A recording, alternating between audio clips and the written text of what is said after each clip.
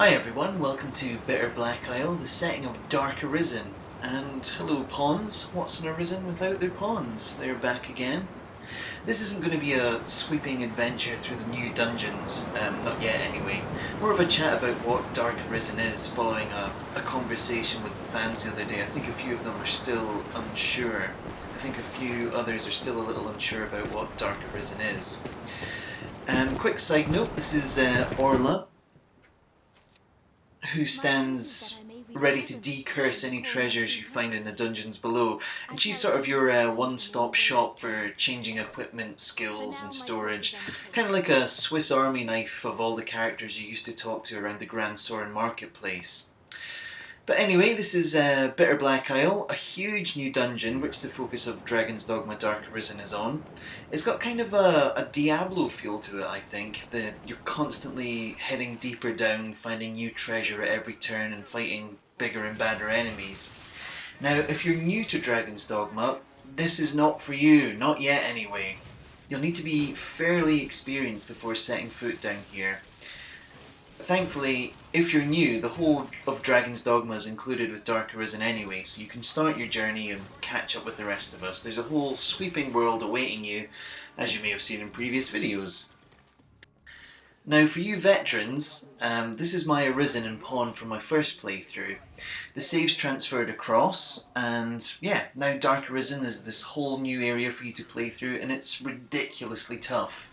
When was the last time you were beaten up by a goblin? Well, it's happened to me here. Everything in this island is nastier, a tougher version of what you've encountered before, or there's completely new enemies, and I've had a fair few run-ins, but I don't think I can show you too many of them just yet, not until the game launches anyway.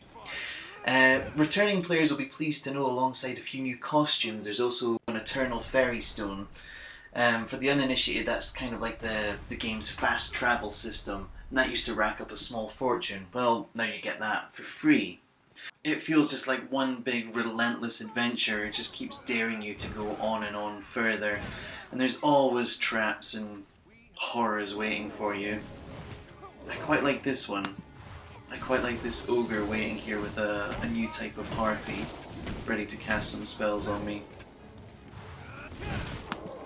I have no idea why its buttocks are glowing orange, but if Moss Planet's taught me anything, pretty much spank the orange. Spank the orange until your enemy is felled. It's a universal truth we can all live by.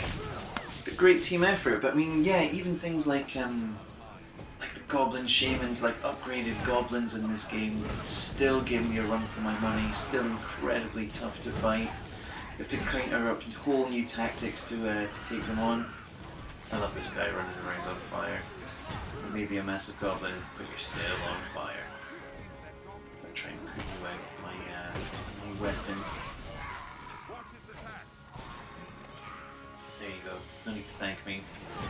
I used to go for the magic archer class, but I've changed up to more of the paladin now because I like the fact that I could use what is essentially the medieval equivalent of a baseball bat with some nails through it. Clearly the deadliest weapon ever invented. And after battling all these ogres and manticores and cyclopses, as well as a few new surprises, I find myself in this very familiar looking part of the dungeon.